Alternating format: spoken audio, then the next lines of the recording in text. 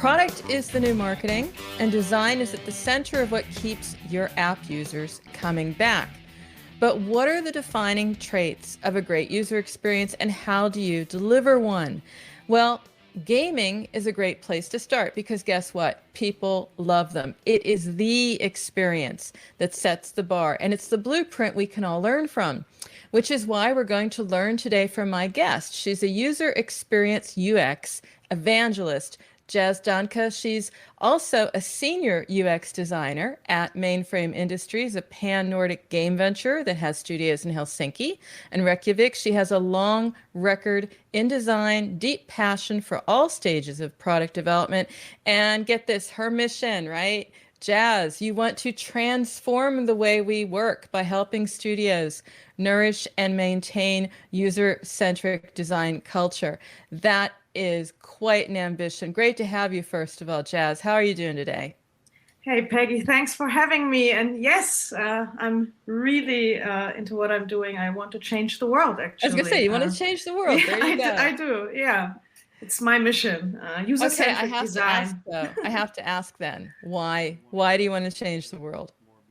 I think the main way is, or the main reasons what I learned over the years is, especially the products that I work on, which are video games, they are still not as accessible basically to everyone, and I want to help change it. And user-centric development is basically the way to open up gaming to everyone in the world. And I think it's a wonderful place to be, to meet new people or to engage with really deep stories. And I think everyone should be able to play, basically.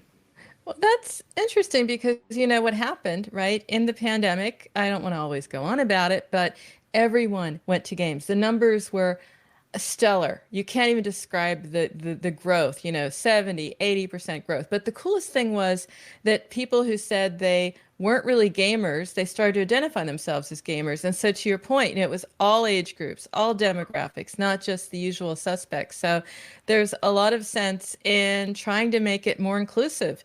So I have to ask you, what is therefore a good user experience beyond being inclusive? Yeah, that's a great and really broad question. So inclusivity really is still at the helm because everything that UX does is in regards to the user. So starting with usability, understanding the interface, maybe even writing terms or game narrative in a way that is accessible. It comes down to so many things, like what is the input device the users can use to make it accessible and inclusive, actually. There are so many parts that one can work on and take into account. But yeah, it comes really down to making things accessible and the user, absolutely, because this is what we are doing. We're making these games for other people, not just for us. So you have to love it. You obviously love it, but you also have to have talents and skills. What can you learn and what can you teach yourself?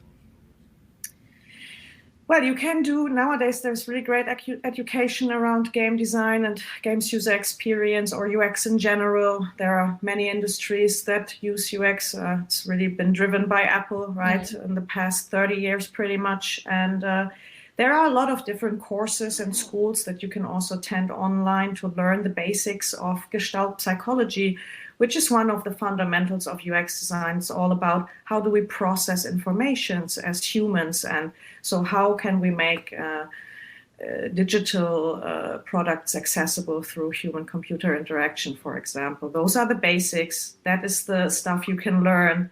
And then, of course, there's then the experience that you just learn about production and about making things by, you know, doing it. So you can do it yourself to some extent. Looking at you, you know, UX evangelist, that's pretty cool. How about yourself? How did you get started?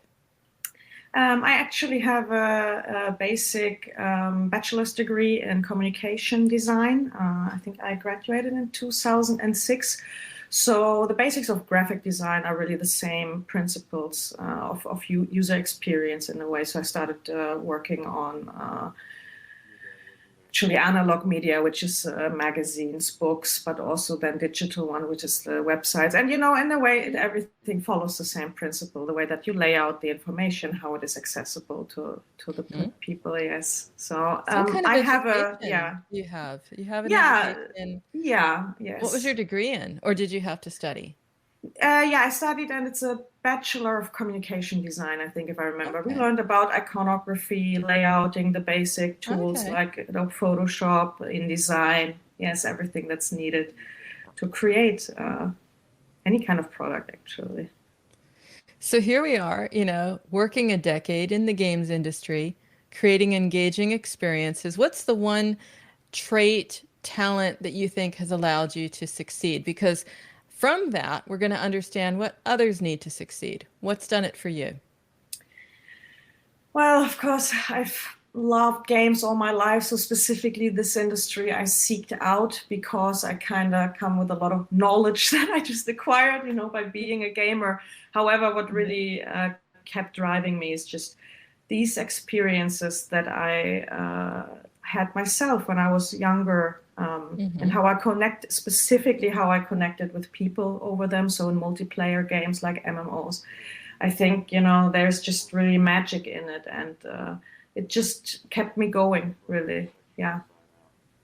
So it's great you say magic, because when we were doing an interview, full disclosure, I've already interviewed you for Pocket Gamer, an article about how you get started in your career, how people can get started in this period. And back in that interview, you said there needs to be something in you that is burning for this. What did you mean by that? Yeah, I don't really know where it comes from, and it's hard, maybe to tell others about it. But I just, I'm not sure. I guess I just found the thing in life that I want to do, and I think I actually I also saw while I was going to college, I was working in a supermarket, for example, and even there I learned I was working in the service category. And I just enjoy that. I enjoy making a pleasurable experience and having a good service design for others. It just gives me this intrinsic kind of feeling of, yes, I brought someone, something they needed. They enjoyed that. And that, I think it's really just that in the end, being part of a community and being able to contribute in a meaningful way. And the good news is that you can have this. And you have it across, we have designers in every industry, every app vertical. That's a given. But the good news is what I'm hearing is that there is a lot of this you can teach yourself. There are YouTube courses, there are virtual meetups and places. I mean, imagine someone says to themselves, really, I want to make things accessible. I want to make them inclusive. I love games. I want to bring gamification to other apps. I mean, how much of that can I just go out and do right now? Everything in UX first and foremost comes down to your user. So who is your audience, and what would be the kind of gamification that they would want to, for example, engage in? What are they actually playing games? What is the age or gender category? What are other types of media they engage with? So first, it's always about, you can't just pick something off the bat. You always first need to learn, who am I making this for? And depending on this kind of segmentation and what you learn about the audience, then you can be like, okay, they are playing a specific game. What can I learn from that? So they are also, when they use a specific software, like, okay, they are familiar with Facebook. So can I use certain interactions or things from this kind of piece that they have already experienced? This is also how it works for us in games. We don't come up with just new things all the time. We also use a lot of state-of-the-art interaction, for example. But yeah, first and foremost, it's always talk to your audience, and you will learn what they might appreciate. So real quick, just in a nutshell, really, what you have to learn. I mean, it probably helps to have some idea of some software. What software is key? What do I have to know? Is it Figma and a few others out there? Because there's a basis upon which you build this, but then there's a ton, is what I'm hearing, that you can learn yourself and add to this. So this is a career that it is literally what you make it. Yeah, there are so many. There's Sketch, there's Figma, there's Adobe also has their own. It's called XD.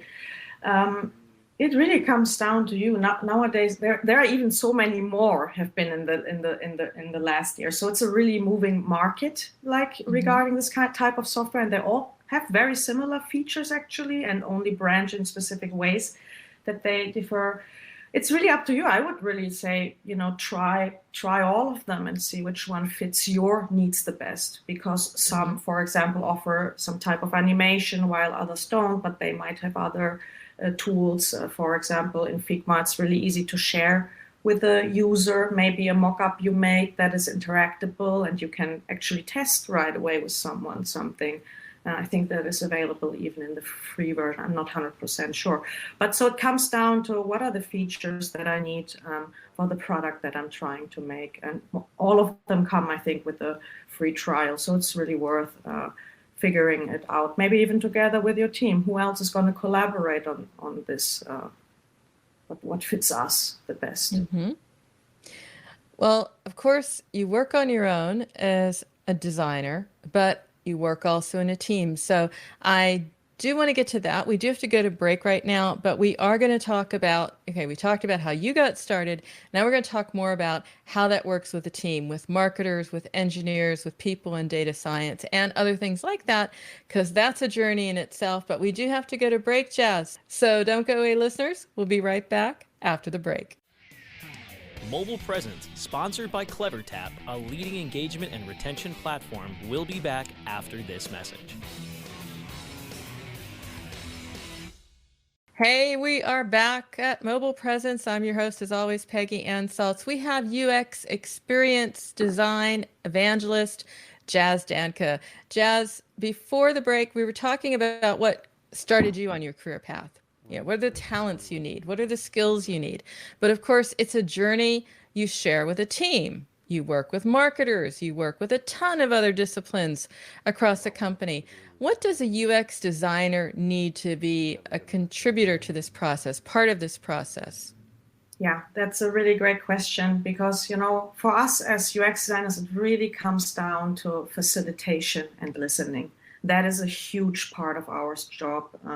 And it's actually also why I became an evangelist, because it wasn't necessarily it isn't really every way yet understood that, what is UX really and how it actually affects every part of the product. And this is where the teamwork comes into play, where exactly like you said, we work with marketing, we work with the product lead, we actually work with the engineers and also other designers on the product.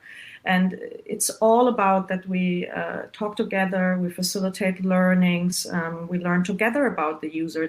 It's not just about us doing one specific thing, and actually that's also what I love a lot about the job. I love working together with a team that is just as passionate as me, just as interested in learning, in listening, and working together to bring the best product to the people. But of course, it's iterative because users are changing, right? Habits changed a ton in the last 2 years, how long we play, what we play. And there's a lot that you learn there that you can bring to other industries, other verticals, testing, checking the data. It sounds like a steep learning curve for someone with just a design background. What's a learning you can share about how to bring the two together? Because maybe someone's great in design and has to figure out the other side, how to be a listener. Yeah, and that's been also difficult for me because we all have these ideas and we think, hey, maybe my idea would be the best. That's the part where you need to work on yourself. And it's not easy. And I think that goes for everyone who works in a team, right? Or to be even with other people. It's always about compromises. But yeah, specifics, as you said, there's so much about also, actually, I work together with QA quite a bit also. So there is really so what I can say for myself, what was my biggest breakthrough is no fear. No fear in reaching out to people, no fear in sharing your opinion, and also no fear about, taking a step back and understanding when you made mistakes and also sharing those with the team. I think actually that's one of the most important parts about the culture in any team is the vulnerability, that we all make mistakes. And actually that helps quite a bit too. And of course, then also one just from production side, which is a really great tool. It's called Retrospectives. So in the end of every release, where we had a couple of sprints, we worked on something, we actually sit down with the team and we write down what did we like about this, the last couple of weeks, how we worked together, what went well, what didn't went so well, what are actions that we need to take to improve the work that we do together, and also to improve the product. So that will also help you to reflect on what you've been doing and get better each month, each week, really. It's interesting because now that we have the data and we can validate our hypotheses differently, we can collect the data differently. There's a different role of data that maybe even you weren't ready for, because you love to be inclusive and helpful and having a great experience. And then you're going to have people who say, yeah, but the data tells us X. What's the grasp, or what do you need to understand in the data to still be true to your design, but also deliver, like the performance, the improvements, the results that a studio wants to have? Yeah, it all comes down also, how are you even, where's the data coming from? How is the qualitative versus the quantitative part?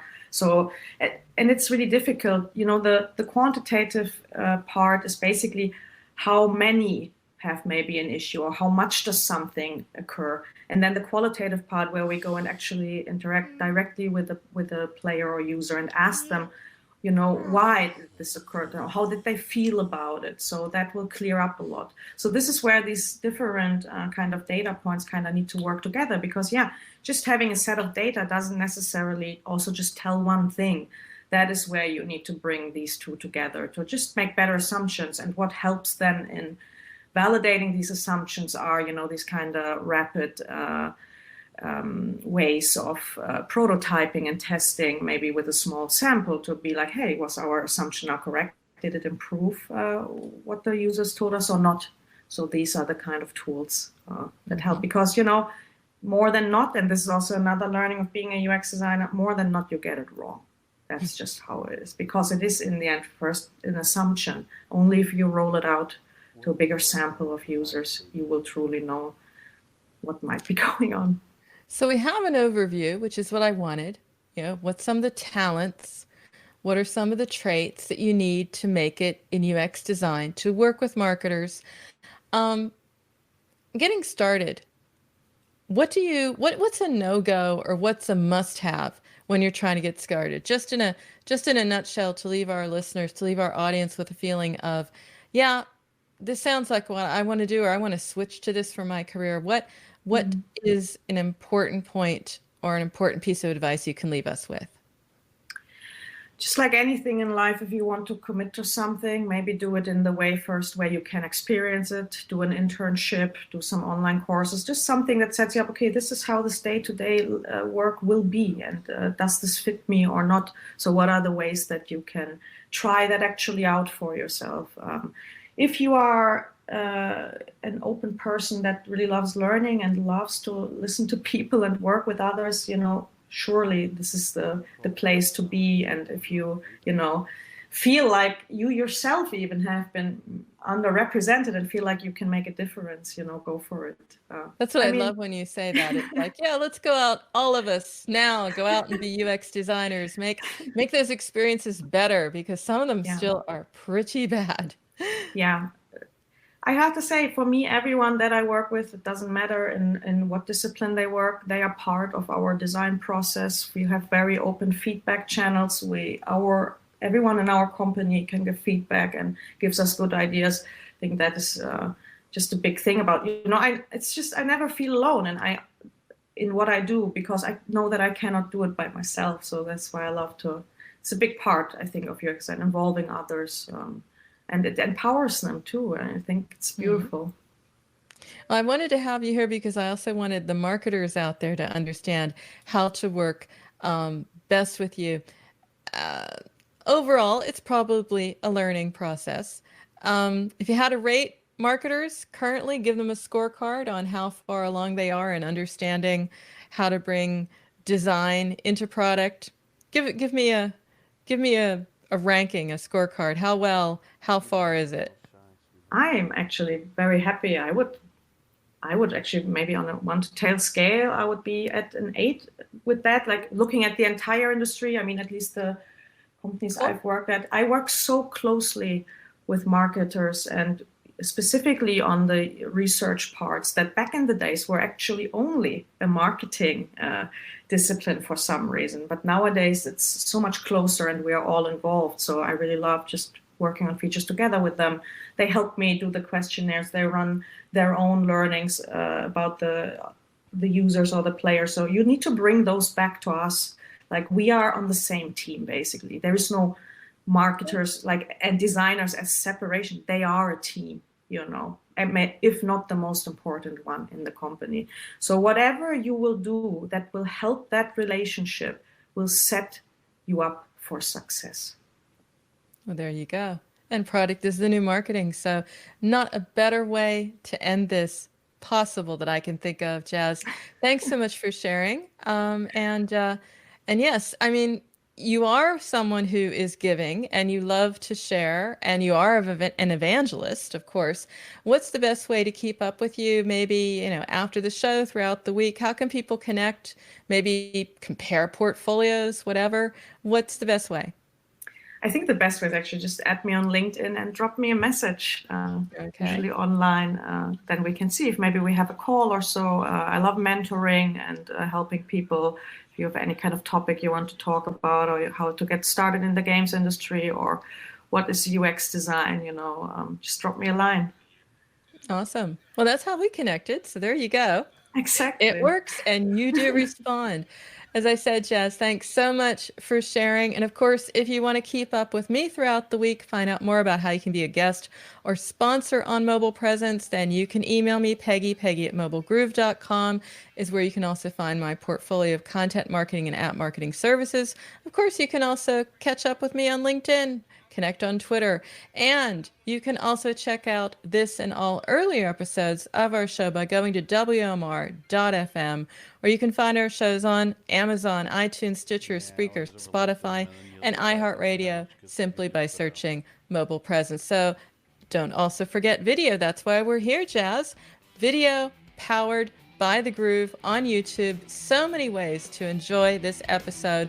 So until next time, remember, every minute is mobile, so make every minute count. Keep well, stay safe, and we'll see you soon.